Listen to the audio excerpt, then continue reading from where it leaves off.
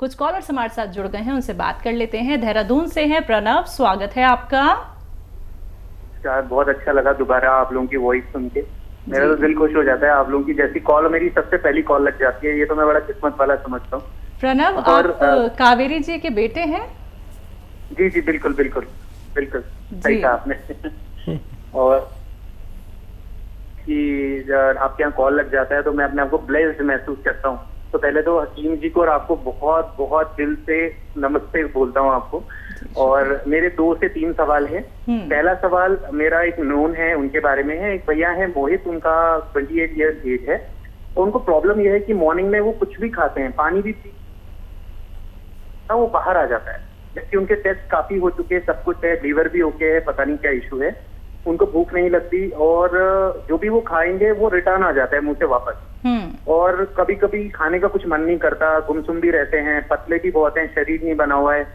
तो ये एक इशू है। और गैस की बहुत दिक्कत होती है, पेट बहुत टाइट हो जाता है उनका। तो मैं चाहूंगा कि इसके लिए एक तो घरेलू नुस्खा आप या जो भी हकीम जी सजेस्ट करेंगे ये बताएं। दूसरा मैं जानना चाहूंगा, एक मेरे को राहगीर कल मिल गए थे, उनके हाथ में बहुत दाने हो रखे थे और वो बहुत परेशान है। 14 साल से उन्होंने इलाज करा रखा है लेकिन वो दाने सही नहीं हो रहे हैं, उनकी कलाई पर था। तो मैंने उनको अचानक बोला कि मैं आपको बोलता हूँ कि आप बिल्कुल ठीक हो जाएंगे। मैंने उनका नंबर लिया, तब मैं उनके बारे में भी पूछना चाहूंगा। उनकी एज अराउंड है 38 और उनके हाथ में, दोनों हाथ में बहुत सारे दाने हो रखे हैं, वो जल्दी सही नहीं होते हैं। दवाई से सही हो जाते हैं, फिर मोटे मोटे दाने हो जाते हैं। एक तो उसके लिए भी जो भी नुस्खा अगर आप सजेस्ट करें वो बताइए। और तीसरा सबसे लास्ट सवाल, मेरे एक और कोई राहगीर मुझे मिल गए थे, उनके पेट में इन्फेक्शन है, उन्होंने कुछ बाहर का खा लिया होगा, वो इन्फेक्शन जल्दी सही नहीं हो रहा। तो पेट के इन्फेक्शन के लिए कोई अगर घरेलू नुस्खा हो वो भी बताइए। 3 सवाल है मेरे। ठीक है जी। हाँ देखिए, आपको और आपकी माता जी को भी मेरा बहुत बहुत आदाब, और शैलजा का भी। हम लोग आपकी बड़ी रेस्पेक्ट करते हैं। जब से आप हमसे जुड़े हैं, पहले तो हमें मालूम ही नहीं था, और अब ये हाल आपका कि राहगीरों की सेवा कर रहे हैं। वाकई आप कावेरी जी के ही बेटे हैं, पक्का, ये तो तयशुदा बात है। सवाल बयान करें। जी, पहला सवाल है, एक भाई हैं जो कुछ भी खाते हैं, कुछ भी पीते हैं, वॉमिट हो जाती है। तो देखिए, उनको मेरे तजुर्बे के हिसाब से लीवर और आंतों में प्रॉब्लम है। और ये लीवर का ताल्लुक हमारे मैदे, आंतों से और पाचन क्रिया से है। जब भी लीवर इफ़ेक्टेड होता है तो हमारे ये चारों चीज़ें इफ़ेक्टेड होती हैं। तो उनको नमक ज़ैतून और इस तरह दे कि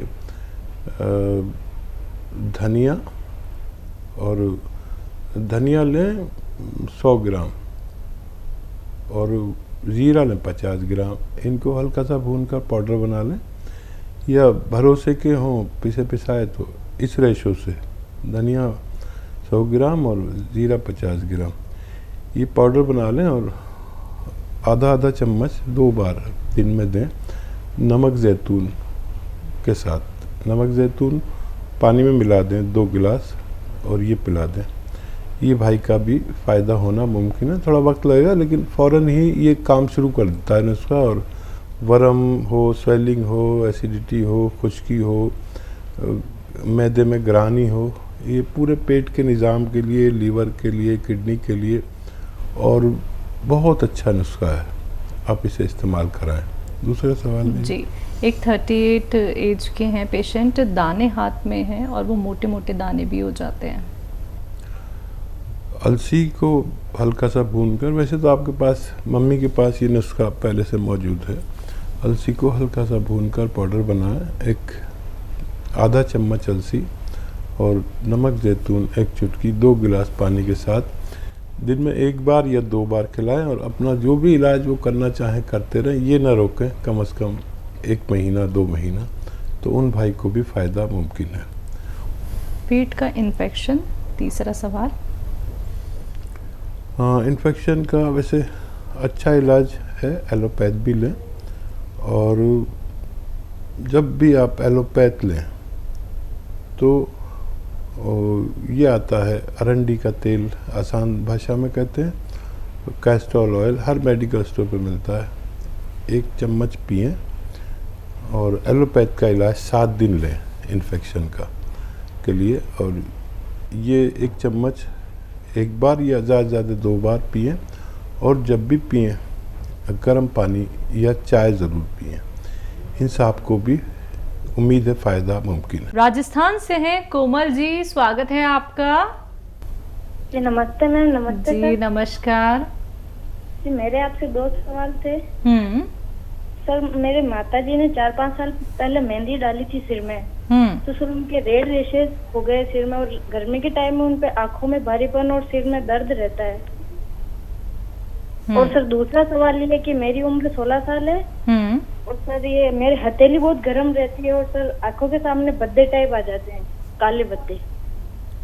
ठीक है, माता जी के लिए गौन मोरिंगा सफ़ेद ख़रीदें और नारियल पानी के साथ 1 ग्राम रोज़ाना 1 बार दिया करें। उनकी परेशानी अच्छी होना मुमकिन है। गौन मोरिंगा सफ़ेद असली लें, तभी आपको फ़ायदा मुमकिन है। और आप गाजर का अगर वक्त हो तो गाजर का 1 गिलास जूस, और अगर गाजर ना हो या मिलना मुश्किल हो, ऐसी जगहें जहाँ गाजर नहीं मिलती, तो सौंफ तो आप जानते हैं, 3 चम्मच सौंफ 1 गिलास पानी में उबालें, आधा पानी जलने दें।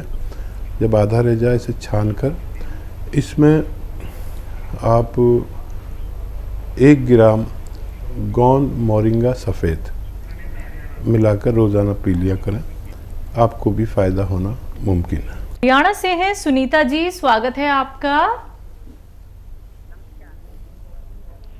हेलो। नमस्कार। नमस्कार मैम। जय हिंद सुनीता जी। मैं हकीम साहब से बात करनी है। बात हो रही है, बताइए। मैंने मेरे बेटे का ना ऑपरेशन होया। नमस्कार जी। हकीम साहब जी, हाँ जी, हकीम साहब से बात करवाइए। मेरे बेटे का ना पित्ते का ऑपरेशन हुआ है। जी। उनके ना कुछ भी खाते हैं तो पेट में हल्का हल्का दर्द रहता है। पित्ते का ऑपरेशन हुआ था। ठीक है, कब हुआ था? तो आप तो स्कैनिंग करवा के आए, अभी डॉक्टर को नहीं बताई। तो मेरा भी हुआ पित्ते का ऑपरेशन। तो खाना खाते बाद में पेट में दर्द। ठीक है, ठीक है। कितना वक्त हो गया ऑपरेट हुए? हाँ जी, हाँ जी। तो मैंने खाना खाते तुरंत लैट्रिन जाने पड़ता मुझे, मेरे मैदे में कोई नुक्स पड़ गया। और मैंने आपके जहाँ से मंगवाया सिरका जी, एक सिरके की बोतल मंगाई, एक आपकी किताब मंगाई है जी। मैम ऑपरेशन को कितना वक्त हो गया है? मेरे ऑपरेशन को तो हो गए 17-18 साल, और बेटे का तो अभी 2 साल हो गया। ठीक है। तो हल्का हल्का दर्द रहता है। ठीक है, ठीक है। अच्छा देखिए, ये बच्चे को एक आता है बेल का मुरब्बा। बेल का मुरब्बा या पत्थर बेल का मुरब्बा, बेल पत्थर का मुरब्बा, कई तरह से इसको कहते हैं हम यूपी दिल्ली वाले। इंग्लिश में इसे कोवेट कहते हैं। बेल का मुरब्बा तकरीबन 2 इंच का 3 इंच का रोज़ाना बच्चे से कहें वो खा लिया करें।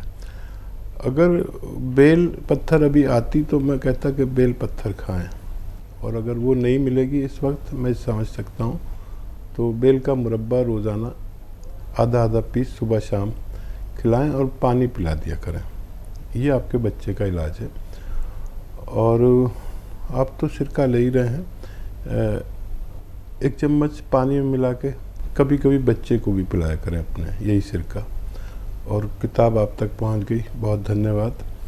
आप इस्तेमाल करें। और अगर आपको फ़ायदा ना हो, अब बार बार लैट्रिन जाना पड़ता हो आपको अभी भी, तो एक आता है बादाम का गोंद। बादाम का गोंद ये 2 ग्राम पानी में मिलाकर आप पी लिया करिए रोज़ाना 1 बार या 2 बार।